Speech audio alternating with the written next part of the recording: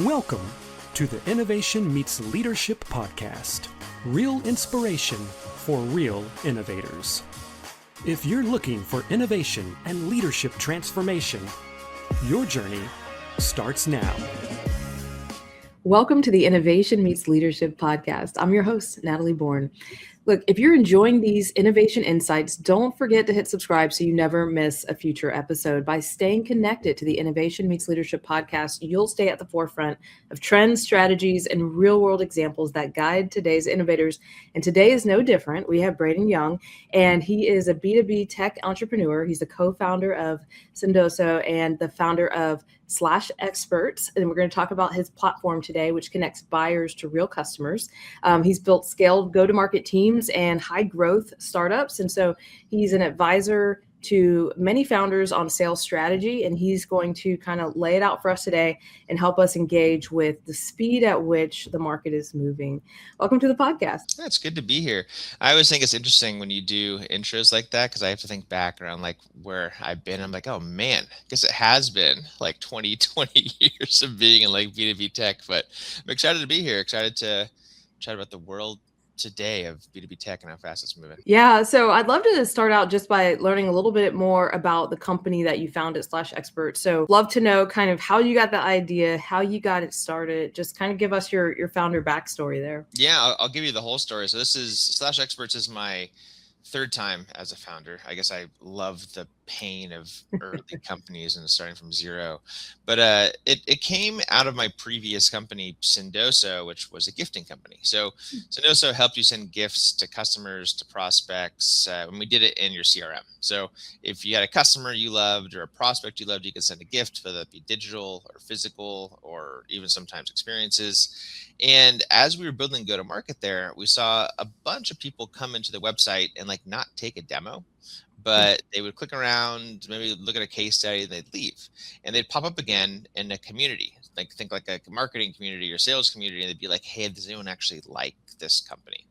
And so they're back channeling us. And so we're like, man, like we should just make it easier for prospects to come into a website, and rather than book a demo, they can actually talk to a customer. So our thesis right now, our big goal is like, can we replace a take a demo button with a talk to a customer button? So that's what we're doing. We're basically empowering your customers as sales folks to be able to have conversations with people that might want to use that software. Of course, they're thanked, with discounts, with gifts. Got to have gifts there.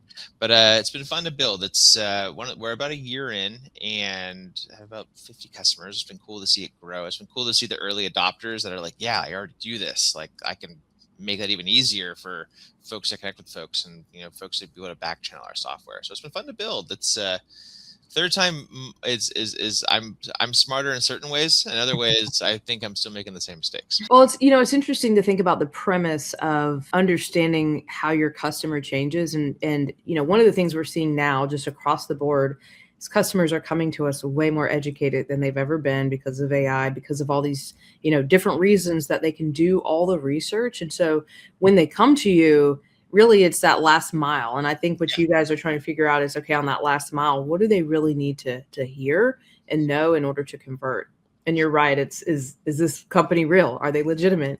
Do you like working with again? Like there's like, as you just said, like I think whatever the number is, I think it's like 80%, 90% changes of the sales cycle is done by the time they take a demo. And sometimes you get the wrong person on the sales side of the house who's just trying to ram that product down. That's not the right way to do it. They need to be consultative. And so they ask questions to their peers and to their friends. So like, hey, have you used this? Did it work? Would you buy it again?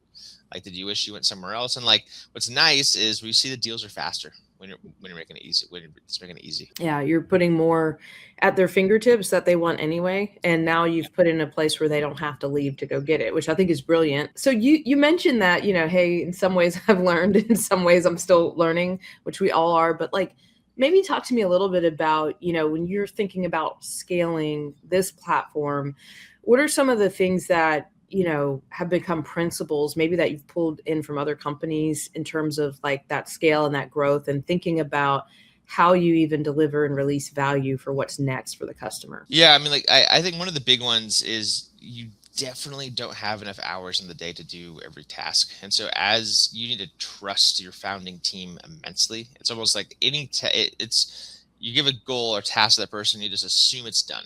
And so I think that's one that I'm pretty good at, where like when it comes to hiring, like right now we're a team of about 15. It's like, hey, I have a task or a project. I can give it to this person and I just assume it gets done. I know it gets done.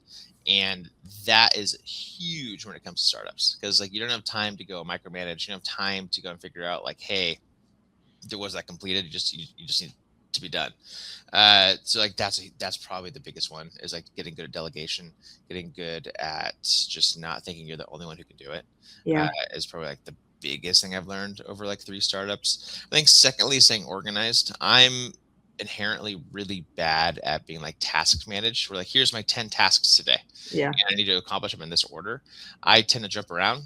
And sometimes that works, but other times you forget things. And so like using tools that help you have tasks, using tools that help you like keep a process, Mhm. it's something that I've struggled with it so much. And my co-founder and I have fought about it for years, because I tend to jump into the next fire, and like that's not what I should do. I should focus on this one thing.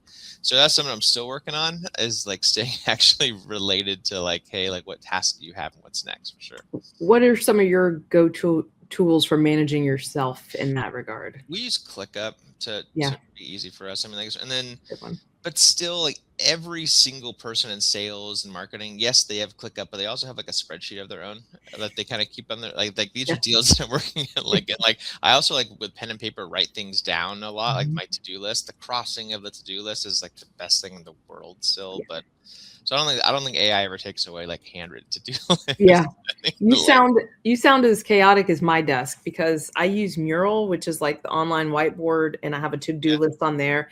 And it's like a Kanban board, so it's fun because I can kind of like slide, oh, I did it. It's done. I can move it to the done thing. But then I've got sticky notes on my desk. I've got to-do lists. I've got a whiteboard over here. And so you find that you're like managing 5 or 6 different to-do lists. I've got a to-do list note on my phone. And so maybe it is the creative process that makes you, but it's also probably frustrates you in the sense of like, man, where is all my stuff? And yeah. I don't know, for me, it's all over it's in many different places. Or like, did I accomplish that thing? Or like there's like that's a big one. Like, hey, like, did I do that? And so like Yeah. that's the one that I come back to. So that's an error that I continue to make. But I think through the 3 companies, the thing that I come back to is, or at least today, is you can move a lot faster. So it's to-do lists become like, hey, I'm checking off things like much quicker than I used to, which is awesome. I think one person can do the job of 5 now. And so I think like that's great too. But this your to-do lists and your check-ins and your like not micromanaging, let them do their own things, become like just more and more. Well, so, you guys are smaller, scrappier. To me, those are the funnest teams to be a part of. Sometimes when you start getting really big and large, here comes the bureaucracy, and things move slower, gets harder. It's kind of feels like death by 15 meetings or committee. Talk to me about how you guys are able to stay innovative at this level when you are moving so fast, because the great thing about a startup is you wear a lot of hats, and that's also the hard thing about a startup. I mean, like, so Sendoso was about 1,000 people, and like my job was a lot of strategy, and it was great. I learned a ton, but I wasn't building, because you're right. You're like, I want to build this new X thing, and it doesn't work because you got to loop in like 15 teams to do it. And so now being back at a company that's smaller, we stay innovative by like having everyone on our meetings. So when we have an engineering meeting, the whole team's there. It's expensive, but it works. So you're talking about what you're building. You're talking about what you need to create. You're talking about where things are in the sprint. When it comes to marketing, same thing. When it comes to sales, same thing. And CX, same thing. So we have almost like 4 or 3 all hands a week, where each meeting is about that one topic, and the goal is to have everyone chime in. Mm-hmm. So if you think about something that's unique or different on like a CX process, awesome, say it. So I think that's one thing that we will do probably until we're about 30-40 people, and then we'll start to separate it. But I think that helps a ton, because it shows you as an owner as well, which is important to like give to your team. Like, hey, like, yes, you're here to do sales, but at the same time, you have equity in the company. Mm-hmm. Like that means that like the overall goals are yours as well. So whenever I do a board meeting, I take this deck and I walk through it with my team. Walk through like everything from like, here's our goals that we have, that the board gave us or that we figured out with the board. Here's how much money we have. Here's where we're running out of money. Here's we need to get you to break even. So I think all that's important to be transparent, especially in the early days, to keep your team, to treat them as owners. Yeah, that's really good. Just thinking about that communication layer. One of the things we were talking about before we hit record was just product development life cycles. And, Yeah. I was saying back in my day, we were thinking about releasing, really 2 new innovative products a year. And we were just talking about how that cycle has sped up so much because of so many things, right? Consumer preferences, AI, the ability to kind of deploy feedback loops faster, the ability to go very low or no code in order to prototype and get things out there in the world. What have you guys seen has changed maybe from your second startup to this one in terms of like just the product development life cycle? Yeah, we used to do maybe like 2 releases a quarter, and like that was a lot. And like I think now we do 1 a week, where there's like a new release coming every week, which is like a new feature enhancement on features. So if you're in sales, like staying on top of that from enablement is rough, because you're like, okay, like I used to demo this way, but now that entire screen's different. And so like I think like it's tough on like, and like marketing, same thing, because like the way you're talking about something or the product you're talking about on like an ad might change the next day. So I think that staying in the loop on enablement is one of the biggest things right now across the board. I also think not just like internally your own company, but externally, like your customer, or your, not even customers, but your competitors are doing the exact same stuff at the same speed. Yeah. And so like there might be new features, something that's different, something that different way they're selling. They might have pivoted, and you're like, oh man, I totally missed that. And so I think like that's another side of the coin, and like that everyone needs to stay on. And then from engineering, I think it comes like who you're selling to. So doing customer stories and customer journeys around like, hey, like this is how this person's using our product. If you're not in the loop on that when you're building it, even if you're having AI build it, I think like you're going to miss things, and then like it's going to break. And so I think that it almost has hit the entire company that the speed it's a weekly thing now, that kind of like the goalposts are changing every week. Yeah.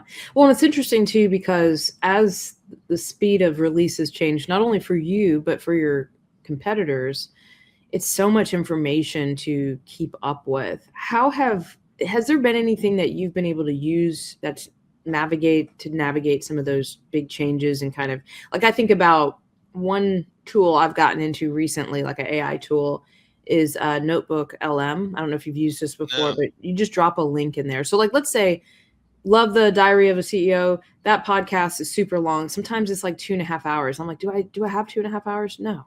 But I might drop it into Notebook LM, the link, and then I just click on create a 6-minute video for me, or create a PowerPoint for me, or create a mind map.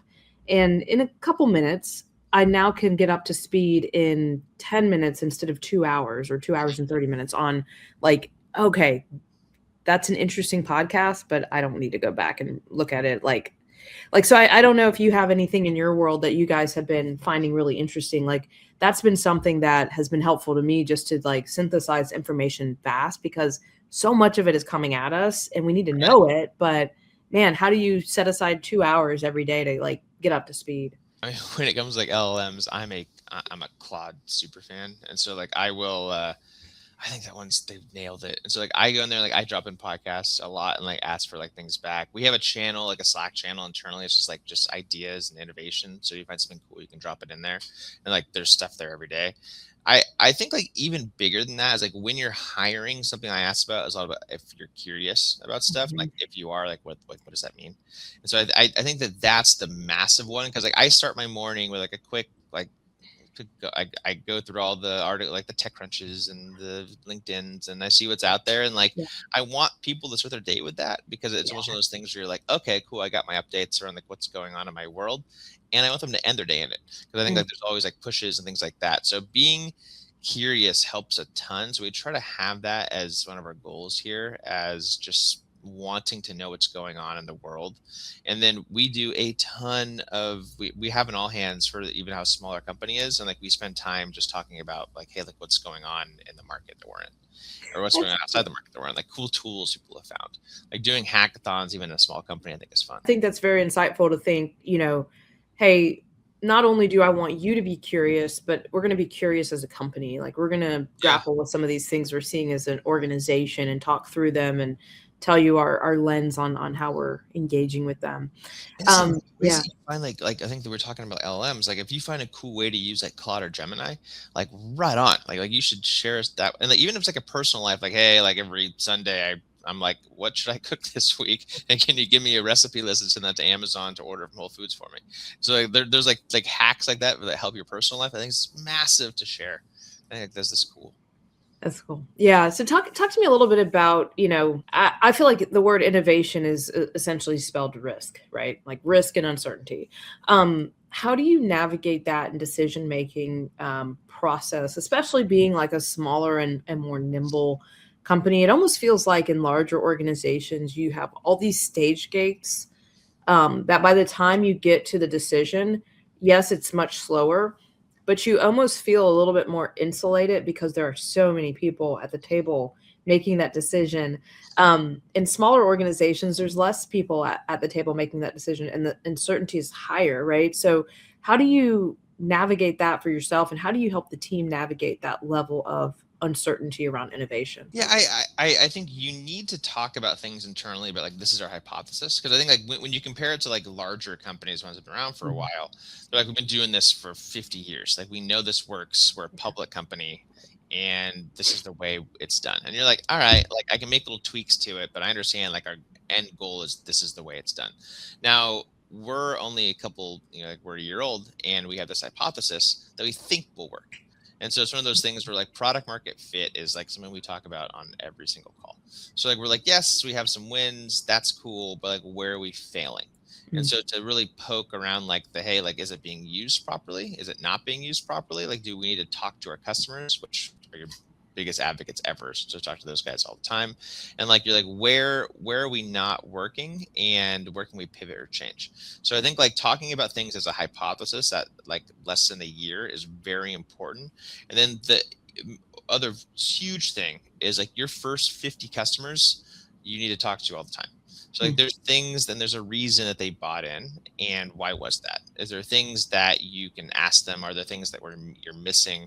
They're sticking with you even though you're messing up a bunch of times, especially at our stage. And so like there has to be something there that they're into. So dive into that and share that with the team. I think it's important too. I just want to underline something you said that I think is really important, which is large organizations never ask the question, where are we failing? They don't want to. And sometimes they don't feel they need to, but also it's a really scary question to pose. And I think it's a very powerful question that you're posing to the team, which is where we're failing. Because I think failure can sometimes be more helpful than our wins, because we learn something deep and it kind of ingrains something in us that forces us to move at a different rate or a different speed or in a different way. And so what I find really interesting is, if people can ask that question, no matter what size they are, I think they have a competitive advantage. And so it's interesting to hear that that's one of the key questions you guys ask, because I don't think I've ever heard a large organization, at least one that I've been a part of or been in, ask that question. No, I haven't either. I think we're taught as we go through school, like to ask for feedback, like, oh, like, hey, can I have some feedback? And no one likes feedback. I think anyone who's like, oh man, I love it, feedback's the best. I mean, no, feedback is like a direct hit at your ego. It's a direct, you're like, and especially if it's not all positive, because if you ask for feedback, you're getting something negative. Yeah. It's one of those things where you can build a culture where you give feedback, cool. But like, I think it's more important to build a culture where like you are given feedback, and like how you execute it, or like what you do after, I think is the big thing that a lot of us don't think about. Because I remember like when I first went into like the working world, it was like, hey, like I would get feedback from like my review. I was at a big company, and I was like, thanks. And like, then I would just like not think about it again. It's one of those things where I'm like, that's not correct. Like, Yeah. I want feedback that's actionable. If someone's like, hey, here's something you did that wasn't correct, or I wish it was better. Here's 3 ways I think we can do it better, or here's 4 ways we can implement something that's I think going to improve. So, the action plan of like the failure, I think, is a better use case. Yeah, it reminds me of Patrick Lencioni's like humble, hungry, smart. Like finding people that are humble enough to take the feedback, to receive it, to be inquisitive about it, not to get shut down by it. There's nothing worse, and I think the reason why management and leadership out there is so bad at giving feedback, some of it is that people don't know how to receive it, and so Yeah, for sure. they're preparing themselves for the hellaciousness of the fact that they gave the feedback and now they're going to have to deal with that person's attitude about the feedback for the next 3 to 4 weeks. It's like, I think that we've probably in business world done ourselves and others a disservice because we haven't figured out how to give and receive feedback. And there's a beauty in that when it's done well. And when the person is humble enough and curious enough to say, man, this person doesn't have any reason to say this except to help me. So if that's the case, then I need to lean into the feedback and really hear it for what it is. To me, that's how organizations grow healthy is when we can. We used to have this saying, this company I worked at called Candor. And it was like cut through all the politics, the noise, and just say what needs to be said. And it was so freeing. But I found that I was not able to take that value to other companies because not everybody values candor, right? Right. Not everyone feels the same way about that. Yeah, no, that's a great point. I think that, and it starts from the beginning of the company too, as like, and like, as a, who can give you feedback. And it's not just like your direct manager, but if your engineering lead can tell a salesperson like, hey, like you oversold that, or hey, and I think it's important to like not just have the feedback of like that's negative, but also good. Yeah. Like we have a wins channel of like, hey, what was your win last week? And there's weeks where nothing's put in there. It's like it's just no wins this week. We're live still, so I think like that's okay. I think like that's something that I think is important to have to celebrate the wins. Yeah, that's good. When you think about, especially in your environment, you guys are, scrappy, you're running hard. How do you kind of balance innovation and forging ahead with like the constraint of the day-to-day operations and really just being practical about the work that's in front of us? It's kind of like working on the business and working in the business and trying to make those choices and trade-offs. That's the biggest. I mean, like, because there's polls when it comes to sprints. Okay, the sprints all customer related. The sprints all a new prospect we're trying to close, integration we need to build. So it becomes like a lot of how you manage your day to day. So like for us, for example, like right now, like this week is all customer focused. Next week is all prospect focused. So we'll change sprints. And like that's the shift in the entire team. It's engineering, CX, sales, all working on like new deals. The next week will be like, how can we expand existing deals? That motion lasts until you're about 50 people. I think like once you get over that 50 people thing, then it changes where you have teams that are just working externally and teams that are just working internally, which is a nicer place to be. But like it takes a while to like, and you have to get through the motions to get to that. So I think it's important to, as you structure your team internally, to know like you jump around sprints. And I think what we talked about earlier, being task related, like having tasks that are external, having tasks that are internal, I think are important to scale and to build and to just get ingrained in your team's head that this week is all about customers, next week is all about X. I think like that's important. It's cool to hear you talk about that because of your background, your experience, like you kind of you get those break points now of like, hey, at this size we can do it like this, but once we reach this size, this point of inflection, we're going to have to shift our focus and how we do that. And I think that is honestly what makes or breaks organizations as they grow, is understanding those key inflection points in their growth and how they need to adjust not only internally but externally. And so to hear you kind of just naturally talk about that's, I feel like, going to be such a win for you guys as you continue to grow, because you've already kind of seen, right, those break points in the businesses that you've grown. Yeah. And that becomes a speed up lesson for you as you're launching something like this. I mean, Sendoso, and it's when we were cruising, we were making 60 to 80 hires a month. And so like we're like doing that pace was crazy, because like you have like these hiring groups, and like all of a sudden you'd go from being 200 people to 260 to the next 2 weeks you'd be 300. And so like that was pretty wild going through that. And so you have to know, like, we had to have like, hey, this is what our company culture is. This is what our company goals are. This is what our this is how we treat our culture here. And I think, and our values, like, it was important to have those not set in stone, but to have like an idea of what you wanted when you're kind of growing at that pace. And that helped. But if I did that over again, I would spend even more time on that, making sure we had those set before we started hiring folks.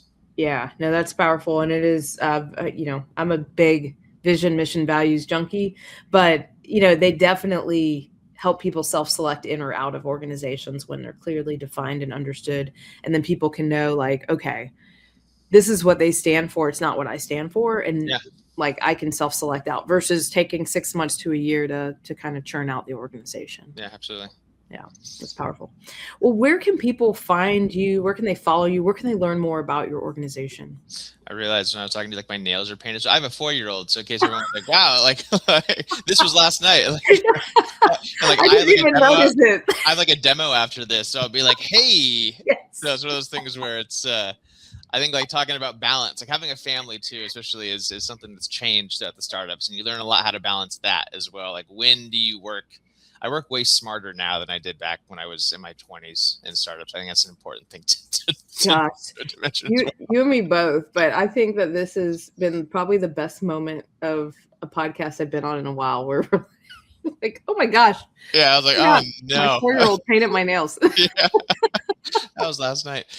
Where they can find me, I am the only Braydan Young on all of LinkedIn. My parents got creative. Congratulations. Yeah, right on, like Braydan. So it's an interesting spelling. So that's kind of cool. So, like, connect with me on LinkedIn. I'd love to talk to any aspiring entrepreneur or anybody out there. Anyone who wants to look at /experts, like, let me know. Or Sendoso, happy to help with both. I've had fun building go-to-market teams, and so, like, I love talking to folks who are thinking about doing it or in the middle of it. I think that's sometimes a lonely journey too. So happy to have conversations. Awesome. Well, and then check out /experts as well. Please. To learn more about that. That's just /experts.com. Man, it's been great to have you here. It's been a lot of fun. Thank you for your insights. Thank you.